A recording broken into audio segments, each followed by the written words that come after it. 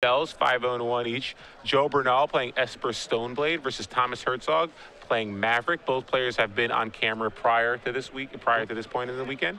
Joe Bernal was on camera yesterday playing Red White Burn. Thomas Herzog was on, I think, a round earlier playing against a Bant deck. He ended up drawing that matchup, but it was pulled out a very impressive victory game one, facing against a True Name Nemesis with a Jeté on it.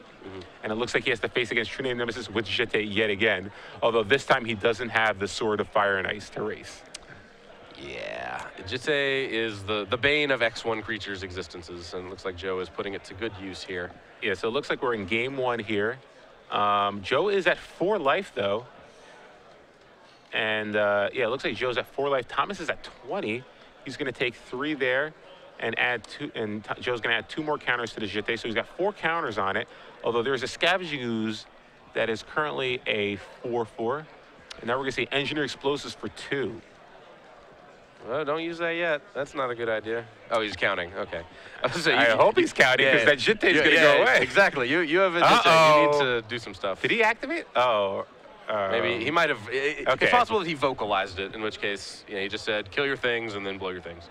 So, yeah, we don't always hear exactly what's going on there, so likely he did that in the correct order. So despite being at 4, he's able to stabilize right now. It looks like Thomas has no permanents in play, no cards in his hand other than land, rather. And here we're going to see a Gaddock Teeg.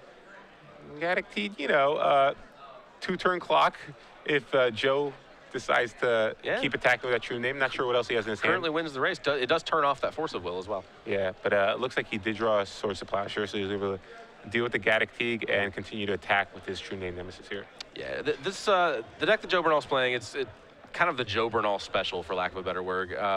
It is Esper.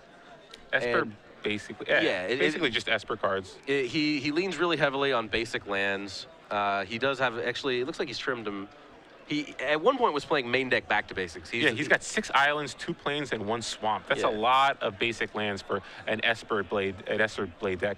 He's got Stoneforge Mystic, True Name Nemesis. He's not playing Deathrite Shaman like a lot of these builds play. He does play Lingering Souls. Lingering Souls can be a very effective card in certain matchups. Yeah, for sure.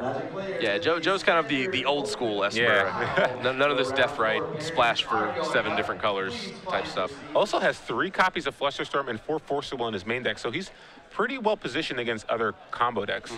Esper Blade decks generally have a tough time against combo.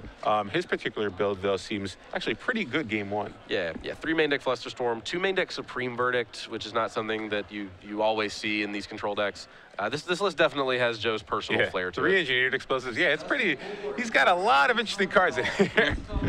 And this is a deck he plays week in and week out. He knows what he's doing. None of these numbers are by accident.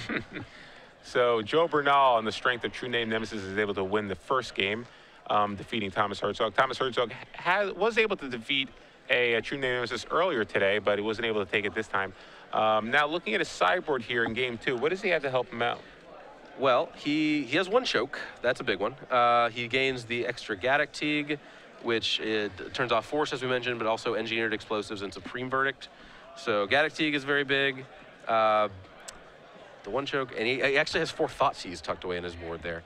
Not a huge black presence in his deck, but just enough. He has access to Deathrite Shaman as well as 1 Scrubland and 1 Bayou.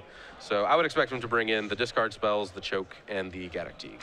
Yeah, Bernal, I mean, his main deck seems pretty good already for this particular matchup with 2 Supreme Verdicts and 3 Engineered Explosives. Maverick's not really accustomed to dealing with that type of mass removal. After sideboard, he's got a copy of Engineered Plague. He can kind of choose to bring in if he wants to name Human. Pretty good against Maverick. He also has 1 copy of Back to Basics. Back to Basics actually pretty good. There's, I think, only 2 copies of Forest. But it turns off a lot of the dual lands that Thomas kind of relies on.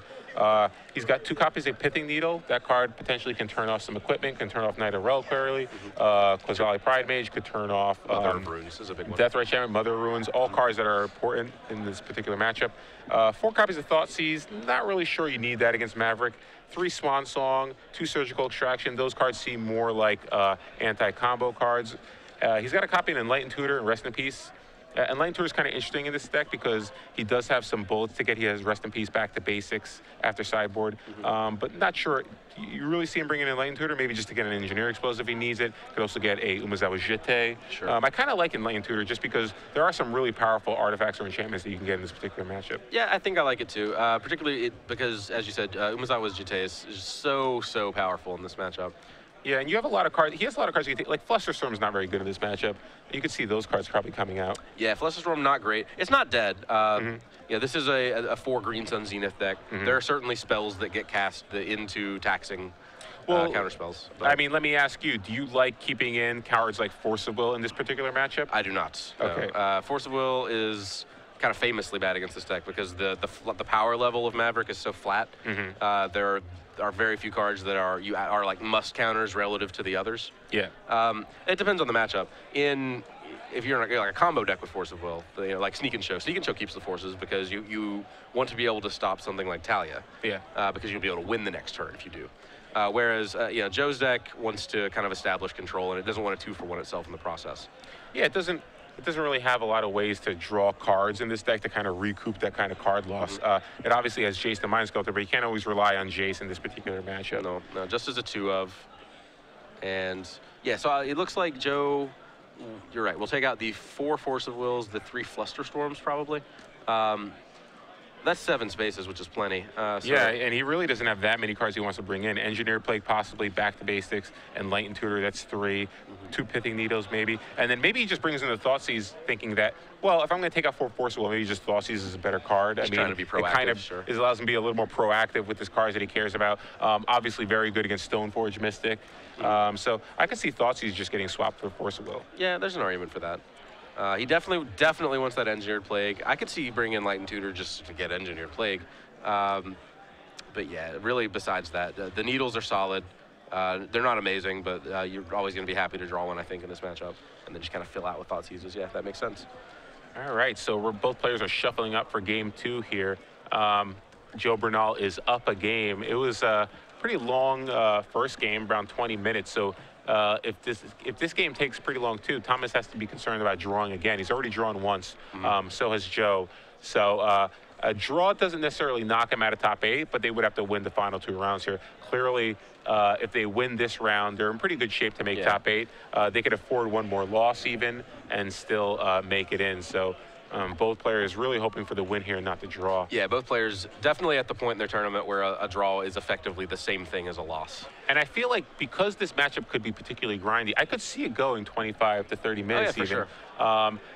Unless it's a sort of one-sided affair. I think the one-sided affair kind of happens on Joe's side more often, simply because of True Name Nemesis. Yeah, it does. Maverick is one of those decks that you feel like, well, it's like a green-white creature deck. It can't be that taxing mentally, but it is very decision-intensive, and almost all of its most powerful effects require you to shuffle your deck every turn, which ends up meaning that if you are not experienced with it, it is very easy to pick up draws with Maverick. Yep. Tom Herzog, he actually has played Maverick a lot. He enjoys the deck. He was talking to Cedric Phillips, talking about how much he loves Magic. In particular, he loves playing this deck. So Maverick was a deck, same thing. Back in the day, it was very, very popular. It kind of fell off in popularity in recent times. And here we're going to see Tomic sack Verdant Catacombs to find the Savannah, and he's going to play a Gaddock Teague here. Yeah, which, as we said, shuts off quite a bit of Joe's deck. In particular, it shuts off his sweepers. It shuts off both Supreme Verdict and Engineered Explosives. Yeah, which is very good. Joe is basically forced to use a Swords to Plowshare on it if he wants to cast any of his sweepers, which Thomas has to be happy with. Yeah. Although it looks like Joe drew a Back to Basics. Thomas does have a basic land in Forest in play, and he does have the Deathrite Shaman, so he could play around it. It's not necessarily a back-breaking spell, but... So Joe did go for Back to Basics then. Yeah, so Joe cast Brainstorm this turn. He's going to dig a little deeper. It looks like he drew an Engineered Plague along with 2 other cards. Can't quite make him out. Yeah, but Back to Basics, it's a card that could be pretty good against Thomas. Thomas might not expect it. He could get caught off guard. But again, he does have a Forest in play and a Deathrite Shaman. So he should be able to navigate pretty effectively under it. Sure, yeah. I wouldn't have expected Joe to even bring it in there. Yeah, not only does Thomas have basics, he has mana creatures. And actually a lot of Maverick decks, Thomas's in particular doesn't have the access to this, but a lot of Maverick decks have a Scrib Ranger or a Courion yes. Ranger. So locking down your non-basics just to have them untapped again doesn't really. That feels counterintuitive to me. Like I said, I would not have brought him back to basics this matchup. Having said that, Joe certainly knows what he's doing with his deck more than I do. Well, it looks like he might shuffle it away. I'm not sure if that was one of the cards he put on top of his library, but maybe he's with you. He's like, you know what, this card might not be that good right now. Sure. He does, and Brainstorm does help you kind of make up for any kind of sideboarding mistakes you might make, given the amount of shufflers you have. Yeah, and it's even difficult sometimes to call them mistakes when you have access to an effect like Brainstorm. Yeah. Yeah, particularly the Miracles decks that have Brainstorm as well as top. You can board in a very situational card, and if you don't find yourself in the situation that calls for it, then just ignore it. Just tuck it away. You don't need it now. So Thomas Herzog is attacking with Gaddock Teague. Let's see if it's going to hit. Joe Bernal, not sure if he has a Plowshares or not, or if he wants to use it. Looks like he does have a Plowshare. Yeah, I suspect, when he searches up a basic Plains, that's the big red flag there. So it looks like Tom did draw a Stoneforge Mystic for the turn, and he is going to lead with it. And Joe Bernal is going to allow that to resolve. Let's see if we're going to see a Batter Skull here. Or, nope, it's going to be a Sword and Fire and Ice in order to deal with potentially any True Name Nemesis that might come down. So Joe, we see an Engineered Explosives in his hand. Given that you see the Sword of Fire and Ice, obviously you can't use Engineered Explosives to take out Stoneforge Mystic before it starts causing trouble. And the sword is pretty cheap anyway. So I think the default mode here would actually be to, assuming he can, search up a black source and then play it for 3 and leave it in play. Just because you know you have to deal with that Fire and Ice. So, all right, I'm going to take a hit from it potentially, but at least I know I'll be able to deal with it. But that's the only answer to it that we currently see. He may have a Needle. That would certainly do it. I believe he plays 1 Vindicate, right? Yeah. He does not, actually. No Vindicates. 0 Vindicates. So it looks like in response to sacking Polluted Delta, Thomas is going to activate Death Ratch Shaman, removing Swords to Plowshare. This is basically playing around Snapcaster Mage to a degree. Although, again, we know that Joe doesn't have it. I think Thomas is kind of putting Joe on having Snapcaster in his deck. Not sure if he saw game 1 or not. But either way, smart play, because he was going to make that play no matter what. And here it looks like he's going to make the play that you kind of suggested, where he's going to cast Engineering Explosives for 3. He does have the Needle as well, so he doesn't actually. Oh, okay, he's gonna cast it for 1. I saw the Needle there. Cast it for 1 to get rid of that Death Right Shaman. Because he has Needle, he has a much more efficient answer to Sword of Fire and Ice. Well, unless Thomas activates Stoneforge Mystic this turn and has a 4th land to equip it right away. True. If that happens, then the Needle really the Needle won't allow the sword to equip to anything else. Yeah. But it won't really matter because it's already equipped to 1 creature, and that's pretty effective. Thomas Herzog does have the 4th land, but it is a Dryad Arbor, which is summoning sick. So is not able to tap it for mana that turn. It's a very odd heads-up play. You know, if you can do it playing around Needle specifically, but if Needle's not, if you're not conscious of the card Pithing Needle, that seems like a play that you would only make if you just had no other action. Yeah, and again, it doesn't look like he has any action beyond that. So I think if he did have the 4th land, he probably makes that play. Here, though, it looks pretty good for Joe. He's going to play. He might be able to play a Pithing Needle, and he drew a Stoneforge Mystic for the turn as well. So, but he's going to lead with Lingering Souls first, and he could still potentially cast a Pithing Needle this turn if he wants to. Yeah, I think it's a very high priority for him to cast Pithing Needle this turn. If he doesn't cast it this turn, he is going to get hit by it. Are those Michael Jackson tokens? Those, yeah, he's been using these for years. They are Yo MTV Raps, or Yo MTV Raps tokens. Those in particular are Michael Jackson's, but he has he has several of his own. All right, sorry, you're not gonna be able to use those. We're gonna need actual Lingering Souls tokens. And Thomas activates Stoneforge in response to Pithing Needle, and Pithing Needle will get a confirmation for you, but I believe it probably names Sword of Fire and Ice. One would assume. And Thomas does have answers. He has Quasali Pride Mage, which actually can deal with the Needle. Which he does have. So wow, so pretty good draw there, or unless he had it in his hand already. And now we're going to be able to see an equip here. Although Lingering Souls can block. Yep, and we are going to see that. Yep, I mean it can buy plenty of time. Yeah, so Joe next turn can actually cast Stoneforge. He can flashback Lingering Souls. So he's still in okay shape. He just needs to get a piece of equipment of his own. Yeah, and Joe does not have access to a Manriki Gusari, which you do sometimes see in Stoneforge decks for just this situation. Yeah, so this looks like it's going to be Umezao Jite. He can flashback Lingering Souls, get 2 more tokens. That'll allow him to get 1 chump blocker. And then next turn, he could actually get the Jite into play, equip it to another token, attack, get some tokens on it, and then he'll still have a token left back to block. Yeah. So he could actually buy himself several turns here because of Lingering Souls. Yeah, he's in fine shape here. So he's going to attack for 1, dropping Thomas to 20. And Thomas now, I think, only has 1 card left in his hand. He's going to have to find some answer here. He does have Zealous Persecution in his deck. That would be huge here. Yeah, Joe is fortunate in that the Sword of Fire and Ice, while its trigger is very powerful, the actual protection from blue and red is not relevant in the slightest right now. Yeah, he does have Sword of Light and Shadow in his deck as well, so that would be another huge rip. We saw him use that to great effect in his prior match on camera. Yeah, and I'm curious if once you know the matchup, is Sword of Light and Shadow maybe the one you want to lead with? Yeah, I mean, I think he actually, yeah, I agree. Maybe he was just afraid of True Name Nemesis. Yeah, okay, I mean, sure. I don't know if he saw Lingering Souls or not. You don't really see that in that many versions of this list. He definitely saw the True Name Nemesis, though, so maybe he was just afraid of True Name Nemesis. Yeah, that makes perfect sense. You're basically just having to guess which one Joe has. Yeah.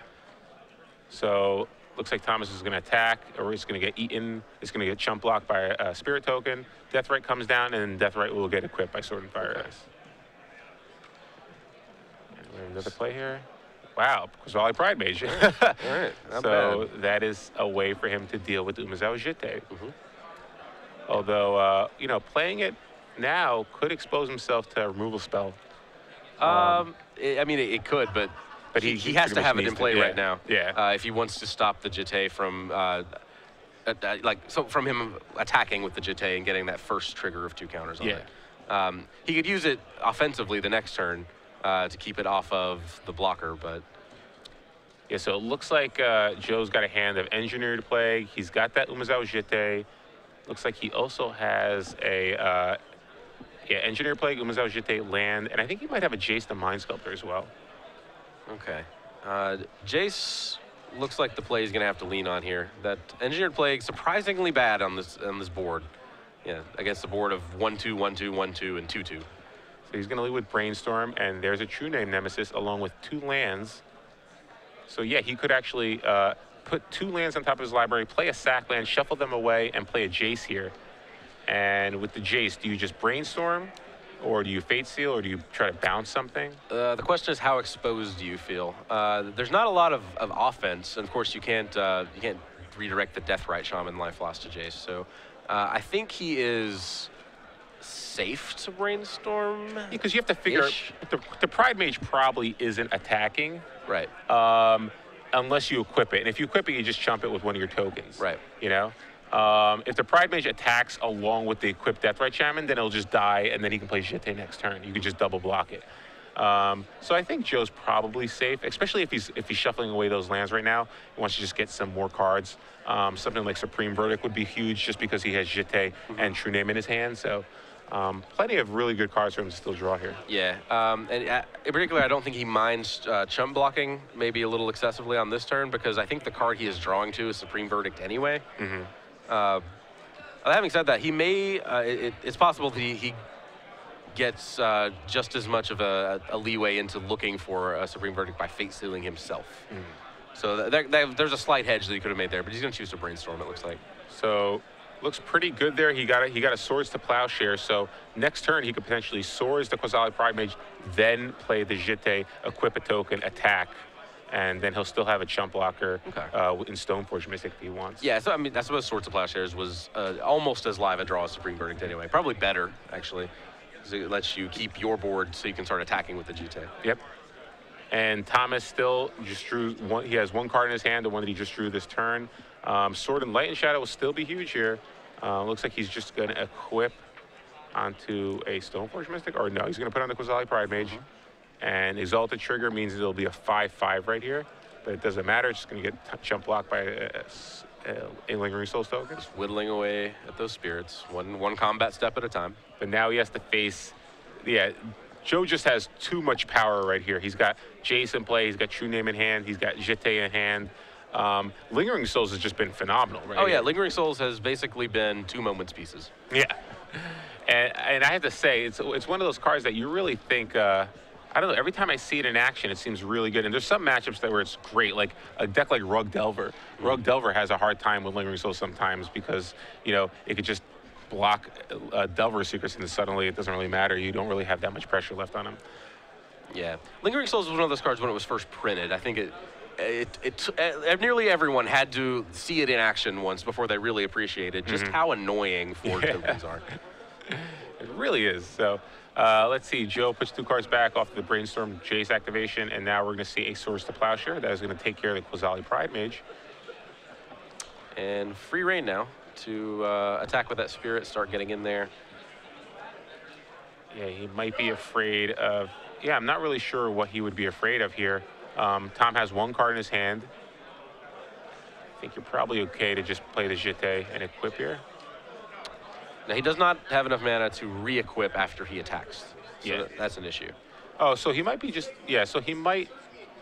Hey, I have to imagine he's probably going to equip here, because if he didn't want to equip it this turn, he could have just activated Stoneforge Mystic and put it into play at the end of the turn. Yep.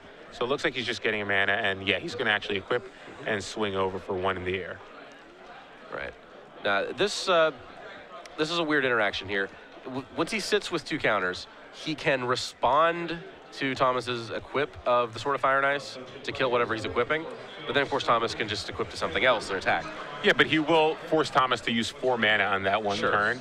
And that might be good enough, because then you just chump block with Stoneforge, and then you get to untap Jace again. You have True Name Nemesis in your hand. You attack again. You get 2 more counters, and then you re-equip the Jeté onto the True Name. So I think Joe might be okay with that.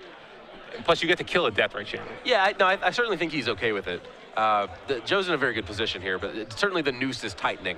But if Thomas is going to slip out of this board state, it needs to be this turn. And it would need to involve attacking with getting through with that Sword of Fire and Ice, I think. So let's see here. Joe's deciding if he wants to bother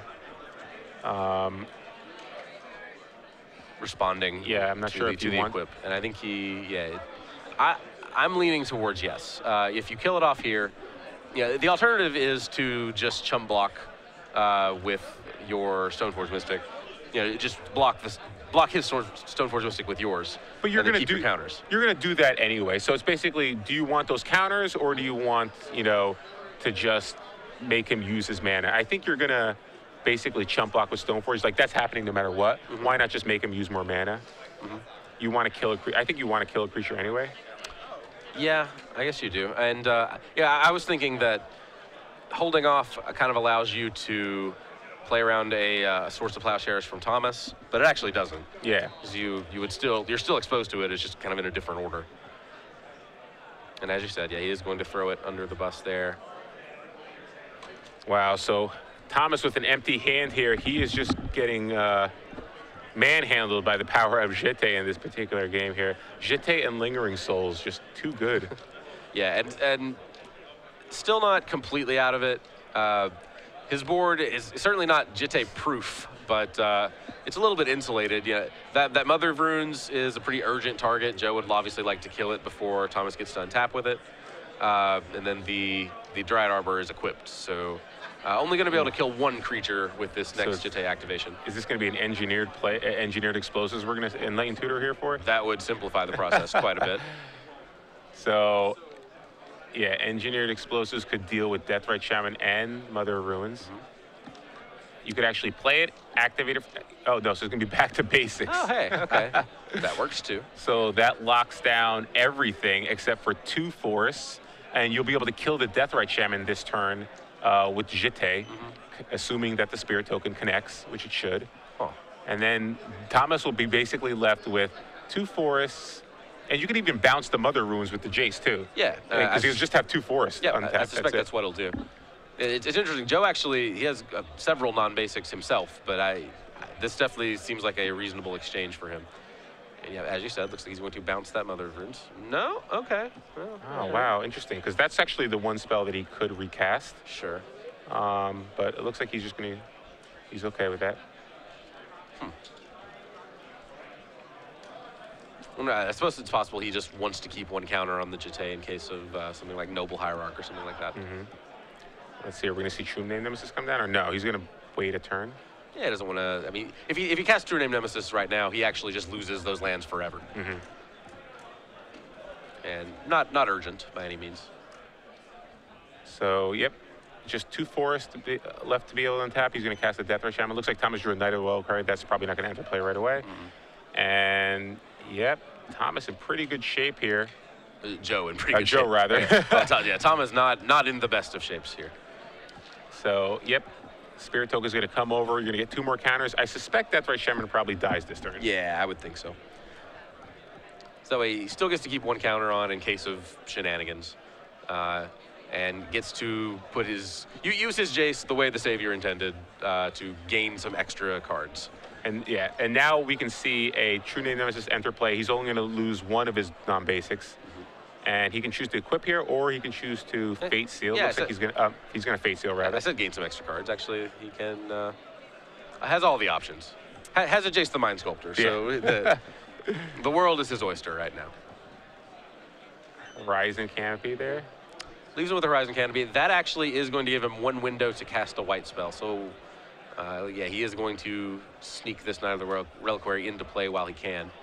And this is a threat that is... we don't know for sure yet, but is probably out of Jitte range, at least for now. Yeah, I'm actually surprised that Joe didn't use the 1 swamp that he has to cast the Thoughtseize. I believe he drew a Thoughtseize. Yeah, he could have Thoughtseized first, taken the Knight of Reliquary, and then left him the Horizon Canopy, and then known that, okay, I'm pretty good shape for the rest To be of the fair, he game. can still do that. I mean, he can just unsummon the Knight and then Thoughtseize it. But he won't be able to Fate Seal now. That's the main problem. True. So yeah, he's not going to be able to Fate Seal. But again, he does. Thomas only has 2 forests, so I'm sure there's nothing that Joe really is that concerned with. Yeah, that costs double green. Yeah, I don't think there is a problem that could emerge from the top of Thomas's deck that can be cast with 2 forests. So yeah, Thomas can either draw a problem or the land to cast it, but not both in this draw step. Nice. Okay. Sylvan Library there. Thomas' deck is like, I heard you. This is what I've got for you. Sylvan Library actually kind of spooky there, but not spooky enough. All right, so Joe Bernal moves on to 6-0-1, defeating Thomas Herzog. Thomas Herzog was able to at least draw with True Name Nemesis earlier, but he wasn't able to defeat it 2 times. So Thomas Herzog falls now to 5-1-1, still in position to make top 8 if he wins the last 2 rounds.